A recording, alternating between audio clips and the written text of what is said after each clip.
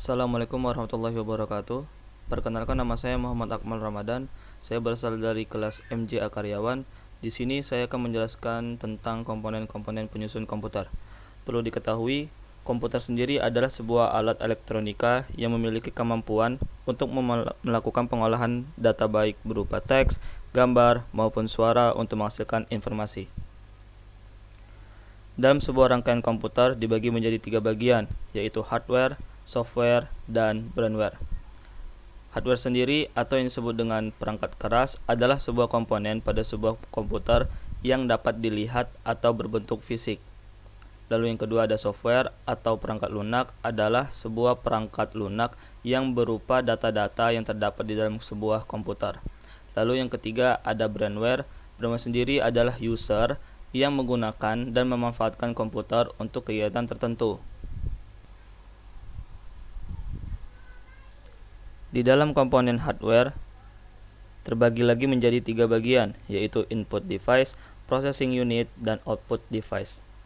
Input device sendiri merupakan perangkat keras yang dipakai untuk menjalankan perintah dari pengguna ke sistem operasi.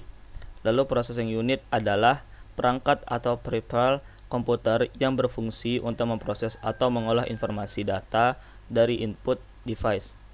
Lalu yang ketiga ada output device. Output device sendiri adalah komponen perangkat komputer atau laptop yang fungsinya untuk menampilkan data yang sudah diproses oleh prosesor. Sebelumnya data diambil oleh input device. Komponen input device yang pertama adalah keyboard. Keyboard sendiri adalah sebuah papan ketik yang berfungsi untuk menginput data berupa angka, huruf, maupun simbol. Lalu komponen input device yang kedua adalah mouse. Mouse berfungsi sebagai pointing device pada komputer. Lalu komponen input device yang ketiga adalah webcam. Webcam sendiri berfungsi untuk menangkap atau merekam gambar. Device kedua dari hardware adalah processing unit. Komponen processing unit diantaranya yang pertama adalah prosesor. Prosesor sendiri adalah salah satu jenis perangkat keras dari komputer yang dipakai guna menangani instruksi yang diberikan dan sering disebut sebagai otak dari sebuah komputer. Prosesor memiliki dua jenis arsitektur. Yang pertama pin grid array atau PGA, lalu yang kedua ada line grid array atau LGA. Dalam arsitektur PGA, pin berada di bawah paket prosesor dan dimasukkan ke soket CPU motherboard menggunakan gaya penyisipan 0 atau ZIF. Lalu dalam arsitektur LGA, pin berada di soket bukan di prosesor. Komponen processing unit yang kedua adalah motherboard. Motherboard sendiri adalah papan utama berupa PCB yang memiliki chip BIOS, slot-slot untuk menu komponen lain, serta jalur-jalur dan konektor sebagai penghubung akses masing-masing perangkat, sehingga komponen-komponen tersebut saling terhubung dan saling bekerja sama dengan baik. Berdasarkan form faktornya, motherboard terbagi menjadi beberapa jenis, diantaranya yang pertama motherboard micro ATX. Motherboard micro ATX memiliki ukuran 9,6 x 9,6 inch, namun dengan jumlah port yang tersedia masih cukup lengkap. Lalu yang kedua ada motherboard ATX.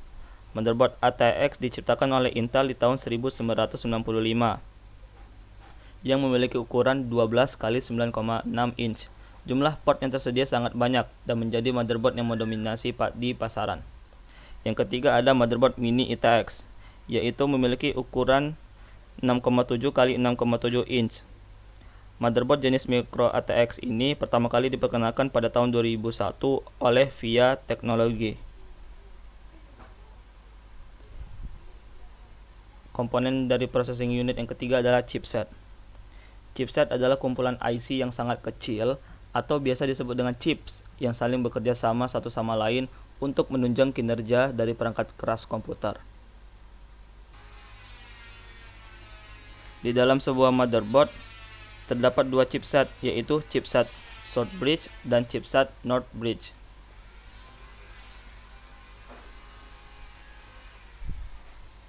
Lalu komponen dari processing unit yang ketiga ada memori. Berdasarkan kemampuan baca tulisnya, memori dibagi menjadi dua, yaitu random access memory atau yang disebut RAM, yaitu tempat menyimpan sementara untuk data dan program yang sedang diakses oleh CPU. Lalu yang kedua ada read only memory atau yang disebut dengan ROM. ROM sendiri terletak di motherboard dan papan sirkuit lainnya dan berisi instruksi yang dapat langsung diakses oleh CPU. Berdasarkan tipe slotnya, memori dibagi menjadi dua tipe, yaitu tipe SIM dan tipe DIMM. Tipe SIM memiliki 72 pin modul dan hanya memiliki satu pin pada sisi samping RAM. Kalau tipe DIMM memiliki 168 pin modul dan memiliki 2 pin pada sisi samping RAM. Lalu device processing unit selanjutnya adalah storage.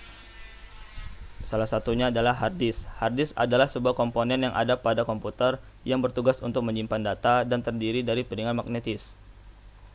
Jenis-jenis hard disk ada dua, yang pertama SAS dan yang kedua ada SCSI. SAS merupakan interface yang menggabungkan fitur SCSI dan serial ATA. SAS menggunakan port konektor mirip SATA dan transfer rate yang lebih baik. Keunggulannya, SAS memiliki kompatibilitas dengan perangkat sebelumnya, misalnya dengan HDD SATA. SCSI merupakan interface hard disk yang umum digunakan pada PC server. SCSI masih menggunakan teknologi paralel, tetapi lebih cepat dan lebih efisien dibandingkan ATA dalam pengolahan data-data kapasitas besar.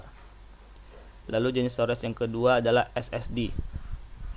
Sama seperti HDD, SSD atau disebut dengan Solid State Drive merupakan media penyimpanan pada komputer. Namun SSD menggunakan chip IC sebagai media penyimpanannya. Kelebihan SSD dibandingkan dengan HDD yaitu kecepatan bacanya yang lebih cepat dibanding HDD, tidak menghasilkan panas, tidak ada getaran, dan daya yang digunakan cenderung kecil. Sedangkan kekurangan dari SSD yakni harganya yang mahal dan kapasitasnya belum bisa sebanyak HDD. Lalu komponen processing unit selanjutnya adalah VGA. VGA atau Video Graphic Adapter adalah komponen yang berfungsi untuk mengolah data grafis untuk dapat ditampilkan pada layar. Ada dua macam VGA, yaitu VGA add-on dan VGA on-board. VGA add-on yaitu VGA yang terpisah dengan motherboard yang memiliki interface semacam PCI atau AGP. Pada VGA add-on sudah memiliki GPU dan memori sendiri. Kelebihan dari VGA add-on adalah memiliki sistem pendingin yang terpisah, sehingga lebih tahan lama, mampu menjalankan grafik 3D dan aktivitas gaming yang berat, bisa di-upgrade, tampilan gambar menjadi lebih tajam. Kelemahannya adalah harga yang relatif mahal dan tidak semua komputer mendukung pergantian VGA card. Lalu VGA onboard. VGA onboard yang sudah terintegrasi pada motherboard. VGA onboard menggunakan RAM sebagai memori VGA alias share memory. Kelebihan dari VGA ini yaitu perawatan yang murah, harga yang murah, dan sudah cukup untuk dapat menjalankan keperluan standar komputer. Namun kelemahannya adalah dalam menangani grafis kualitas tinggi, tidak support dengan game-game tertentu, dan sering mengalami gejala lag. Lalu komponen processing unit selanjutnya adalah kartu adapter. Kartu adapter dapat meningkatkan fungsionalitas komputer dengan menambahkan pengontrol untuk perangkat tertentu atau dengan mengganti port yang tidak berfungsi. Contohnya, card audio untuk meningkatkan kualitas keluaran audio, TV tuner, memberikan akses jaringan televisi pada PC, wireless niche, menghubungkan PC dengan jaringan internet secara nirkabel. Lalu selanjutnya adalah power supply. Nah, power supply adalah suatu perangkat pemberi daya kepada seluruh komputer. Terdapat dua jenis PCU berdasarkan manajemen kabelnya, yaitu modular, DNA, dan non-modular. PCU modular adalah jenis PCU yang kabelnya dapat dilepas berdasarkan portnya masing-masing, sehingga dapat membuat pemasangan kabel menjadi lebih rapi. Sedangkan non-modular adalah PCU konvensional yang kabelnya menyatu pada satu lubang. Kabel yang harus dihubungkan pada motherboard adalah 24 pin dan 4 pin kabel.